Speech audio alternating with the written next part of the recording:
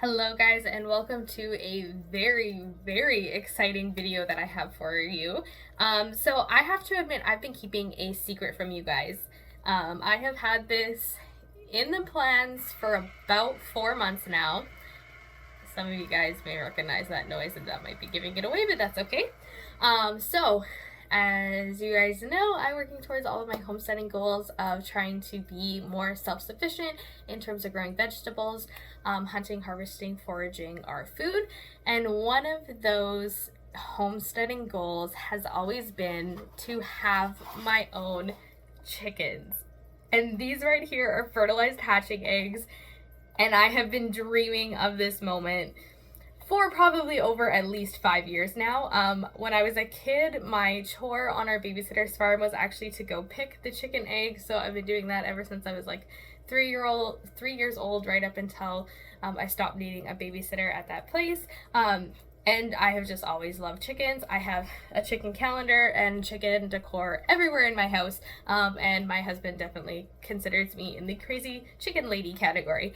So we have 16 beautiful hatching eggs. I did get these from the More Sustainable Farm from Jenna, and I will link her page in the shop below if you guys are also looking for hatching eggs in Saskatchewan. So first, I'm going to go over what we actually have here, and then I'm going to show you the incubator, and we're going to get them put in and get the incubation process started. So as you can see, we have 3 different colors of eggs, and that is because there's actually 3 different breeds of chicken in this hatching egg mix. Or there's 3 different kinds. That's what I'm trying to say. I literally can't talk because I'm so excited. So the 4 dark eggs are black Copper Marans. These ones are purebred. The 3 blue eggs are purebred Amerucaunas. And then these kind of light tan eggs are all a cross species of a barred rock crossed to an Amerucauna.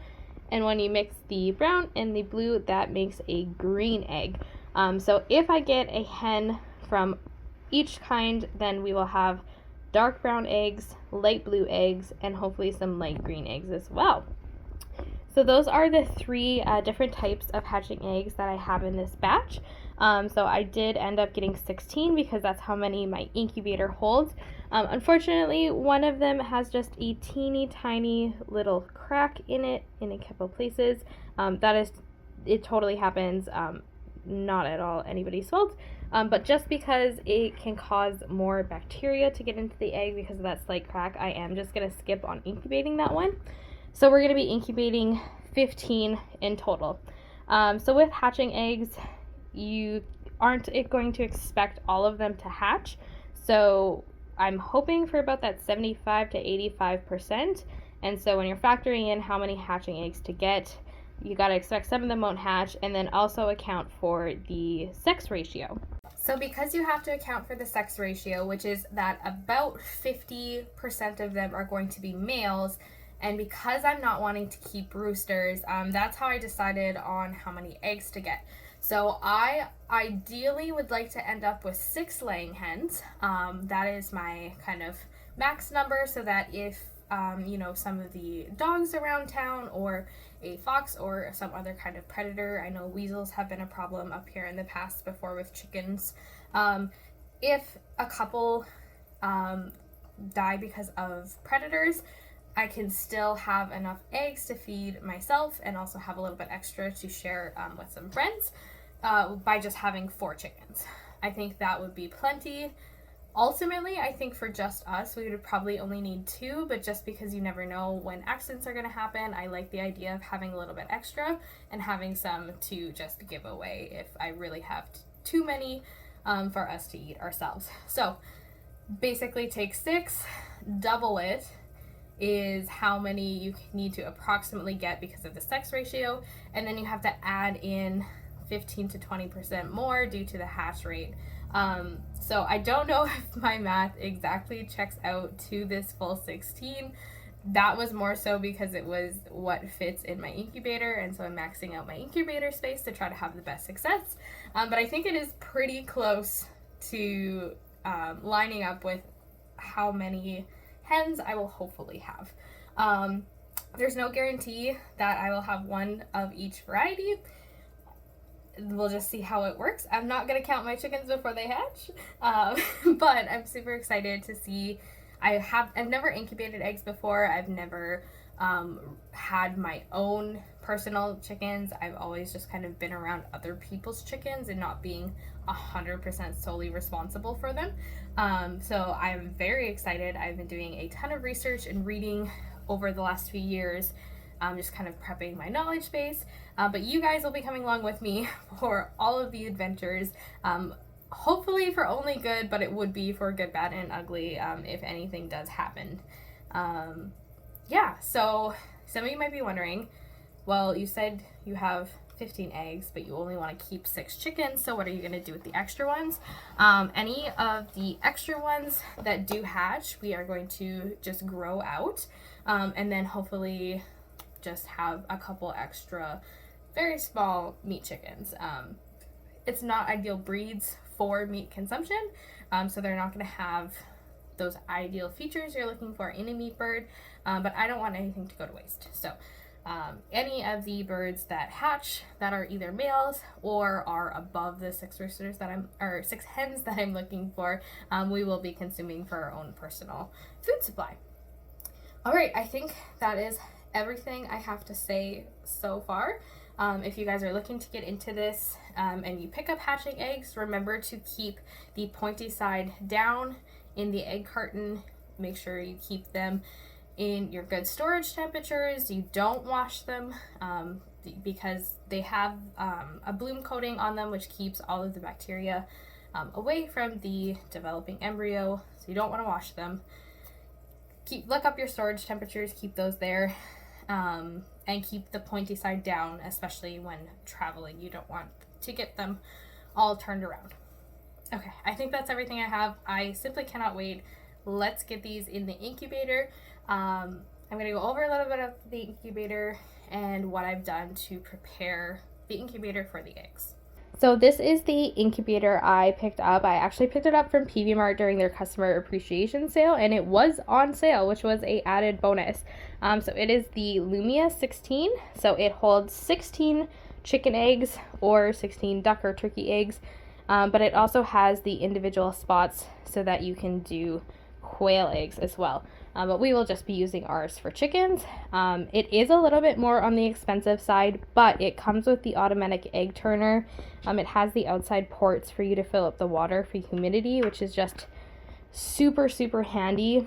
And I was actually going to film how to set this up and how to program it and get everything all going. But honestly, I pulled it out of the box, plugged it in. It was preset to the right temperature, and all I did was add water. And it really didn't need anything else. Like, it was so easy that I didn't feel like I needed to refilm it just to show you guys the actual process of setting up. But this is your power for your automatic egg turner. This goes to your actual plug to power the unit. To change the temperature setting, you just press the plus or the minus. The Lumia booklet says to go at 99.7. The book that is my main resource says to go 99.5, so I've set it at 99.6 because I figured I'll just be in the middle of it. Yeah, so that is the incubator. It came up to temperature really fast, but it's important to make sure that you have your conditions stabilized. So this has been running for about 3.5 hours now, just to make sure that it's holding temperature. And I did also verify the temperature with a thermometer that I trust. For us, that is our metal meat thermometer. So I just put the thermometer in and made sure that it was actually sitting at 99 degrees Fahrenheit, which it is. So that is super awesome that all I had to do is plug this in, and it is now ready to go, working properly and ready to put eggs in. All right, we are going to take off the lid, set it to the side here, hopefully it won't fall off, and it is time to put the eggs in the incubator. So all I'm going to do is keep them pointy side down and just set them in, just like that. And because that one was cracked, I did give all the other ones a look over, but they all look great. And they just sit really nicely in that groove.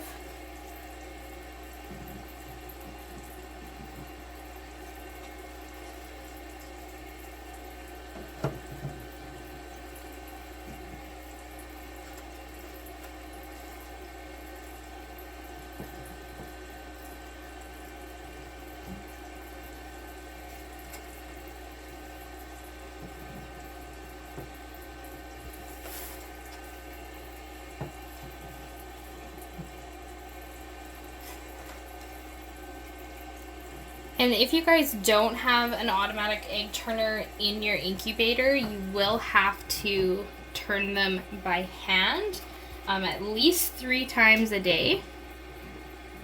So just keep that in mind. And I was going to sort these by color, but I'm thinking I want to spread the kinds out a little bit in terms of where they are in the incubator, just because there can be some slight temperature differences. And they look like they're about to fall out, but I don't think they will, even though it's making me a little bit nervous right now. Okay, that is it. We're going to put the lid back on.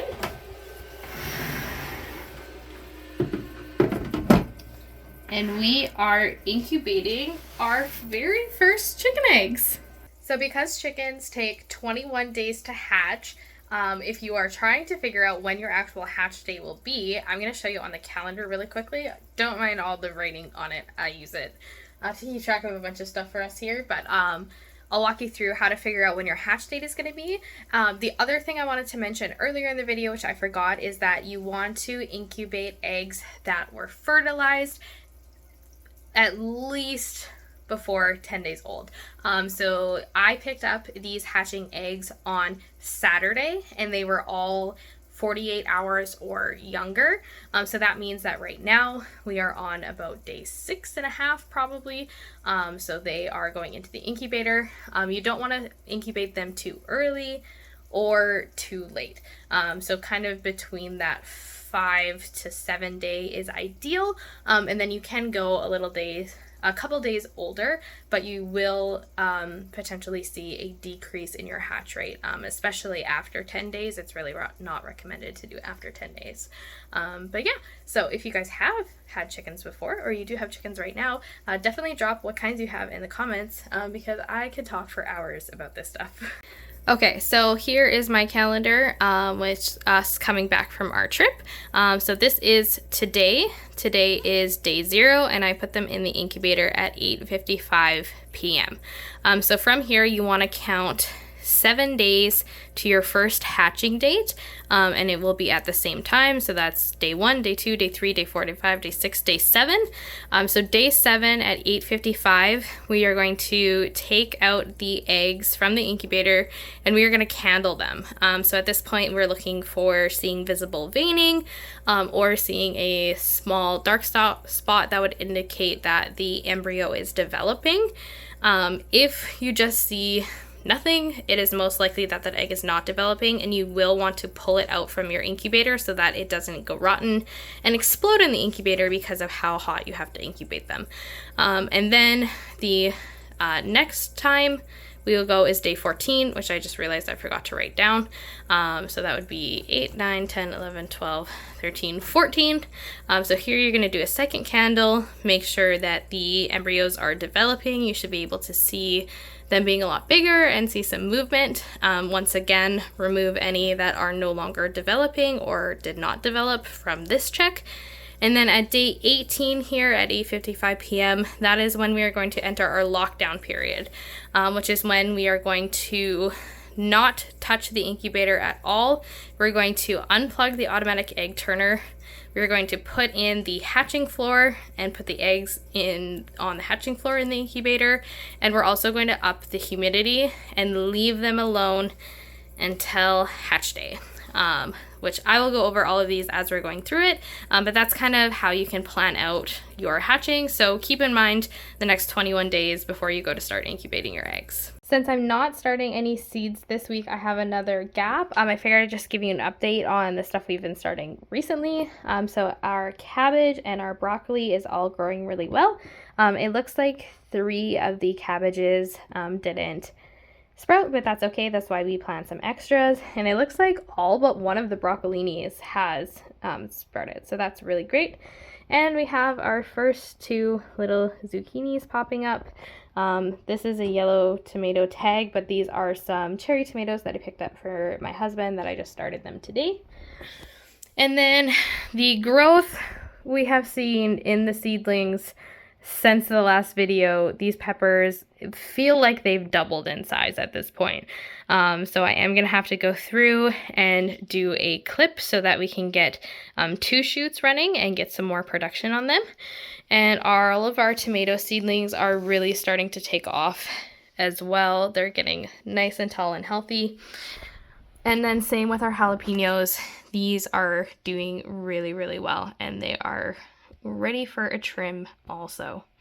So I will go over that in a different video. I'm going to leave them just a little bit longer. There's a couple that aren't doing quite as well, and so I might just end up not trimming them because you definitely don't have to. It's totally up to you.